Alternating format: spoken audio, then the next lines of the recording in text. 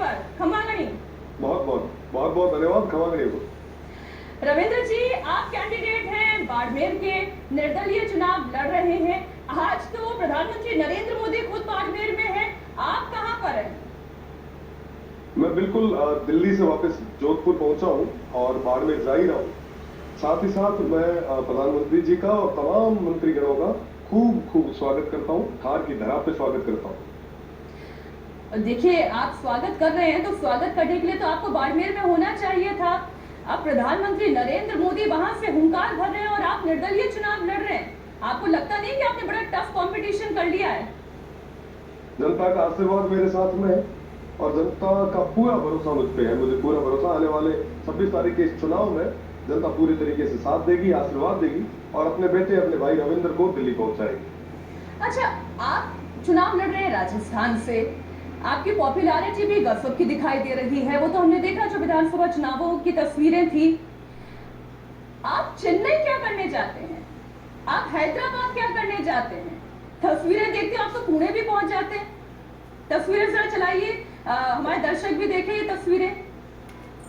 रविंद्र जी, बिल्कुल, मैं आपको बताना चाहूंगा कि मैं मारवाड़ से आता हूं और मारवाड़ के लोग देश के अलग अलग हिस्सों में व्यापार के लिए जाते हैं और मैं आपको बताना चाहूंगा कि मेरी लोकसभा क्षेत्र से लगभग 2 लाख प्रवासी भाई हैं जो देश के अलग अलग कोनों में अपना व्यापार कर रहे हैं। उन सभी से आशीर्वाद लेने के लिए मैं गया था और मुझे उन्होंने जो उपस्थिति उन्होंने दर्ज करवाई, मुझे पूरा भरोसा आने वाले 26 तारीख को वो बढ़ चढ़कर इस लोकसभा चुनाव में समय निकाल के आएंगे भी और मुझे आशीर्वाद भी देंगे। जी, मतलब आपका प्रयास ये था कि वो तमाम बाड़मेर निवासी जो अपने शहर से निकलकर देश के अलग अलग कोने में हैं, आप उन्हें भी अपने साथ जोड़ना चाहते हैं, उन्हें अपने घर बुलाना चाहते हैं फिर से एक वोट के लिए। प्रधानमंत्री सबका साथ, बिल्कुल सभी का साथ जरूरी है और मुझे पूरा भरोसा है ये तमाम भाई समय निकाल के आएंगे और अपना तो वोट देंगे ही देंगे, साथ में तमाम जितने भी गांव में लोग हैं उन सभी को भी मोटिवेट करेंगे कि आप ज्यादा से ज्यादा पोलिंग करें। अच्छा, आपकी पॉपुलैरिटी का राज क्या है, मुझे ये बताइए। जनता का आशीर्वाद है, मेरे पास कुछ भी नहीं। नहीं, मैं अच्छा, ये तस्वीर अभी दर्शक देख रहे हैं, ये पुणे की रैली की तस्वीर है। आप जब वहां पर बोलते हैं तब भी आप मायर भाषा में बात करते हैं, जब आप वहां पर बात करते हैं तब आप मराठी लेकिन पगड़ी बांधना नहीं भूलते हैं। बिल्कुल, ये वहां के लोगों का सम्मान था, ये पगड़ी उनके मान और सम्मान का प्रतीक है। बिल्कुल मैं पगड़ी पहनता हूं, पर सब मैं राजस्थान से आता हूं, मैं मेरी राजस्थानी को सबसे पहले रखता हूं और जीवन पर रखूंगा। हमारे रीति रिवाज और संस्कृति को हमेशा साथ में लेके चलना एक युवा के नाते मेरा धर्म है। देखिए, आप तिलक लगाते हैं, आप संस्कृति की बात करते हैं, आप रीति रिवाजों की बात करते हैं, तो भाजपा से दूर क्यों रहते हैं, निर्दलीय क्यों खड़े होते हैं?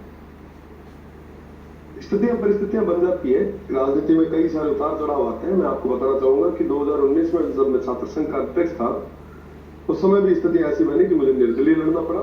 जनता का आशीर्वाद मेरे साथ में रहा, निर्दलीय छात्र संघ का अध्यक्ष बन पाया। उसके बाद में जब 2023 का विधानसभा का चुनाव था, प्रयास मैंने किए पर कहीं ना कहीं वो स्थिति परिस्थिति नहीं बन पाई, मुझे पुनः इंडिपेंडेंट लड़ना पड़ा और आज भी वापिस जो स्थितियां बनी है वो एक निर्दलीय के रूप में ही बन रही है। मैं अब जल्दी किसी न किसी पंडित से बात करूंगा और पूछूंगा कि साहब ये निर्दलीय की स्थिति क्यों बन रही है। नहीं, लेकिन रविंद्र जी बताएं कि आपकी जो रीति नीति रही है, आपका जो राजनीति का तौर तरीका रहा है, जो आप छात्र संघ की पॉलिटिक्स भी आपने की है, आप जोधपुर जेएनयू से पढ़े हुए हैं, मैं गलत नहीं हूं तो फिर ये थोड़ा मुश्किल नहीं हो रहा है निर्दलीय खड़े होना, बीजेपी के साथ कभी होते हुए फिर उससे दूर हो जाना, मुश्किल नहीं हो रहा है? जनता का अगर साथ आपके साथ में, जनता का आशीर्वाद आपके साथ में, तो बिल्कुल भी कुछ भी मुश्किल भी नहीं है, न कोई नामुमकिन है। मैं आपको विश्वास के साथ कह सकता हूं कि आने वाले 4 तारीख का जो परिणाम होगा वो ऐतिहासिक होगा और जनता तय करेगी कि हमें किसे दिल्ली भेज रहे हैं और मुझे पूरा भरोसा है। नहीं, कुछ फोर्सेस तो भाटी साहब ये भी बता रहे हैं कि राजस्थान के मुख्यमंत्री जी को कमर कसने के लिए कहा गया है कि ये जो सीट है रविंद्र सिंह भाटी जो है उनके पीछे लग जाएं।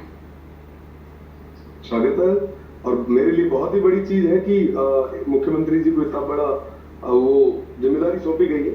मुझे लगता है कि बाड़मेर में जो बाड़मेर को पिछले इतने सालों से नजरअंदाज किया गया, अब लगातार तमाम नेताओं का जो आना जाना रहेगा, तो मुझे लगता है कि बाड़मेर कहीं ना कहीं सुर्खियों में रहेगा और बाड़मेर की स्थिति जब ये देखेंगे तो एक बदलाव की ओर इशारा भी ये करेंगे। मैं आपको विश्वास के साथ कह सकता हूँ। अच्छा, आप ये कह रहे हैं कि मतलब बाड़मेर को नजरअंदाज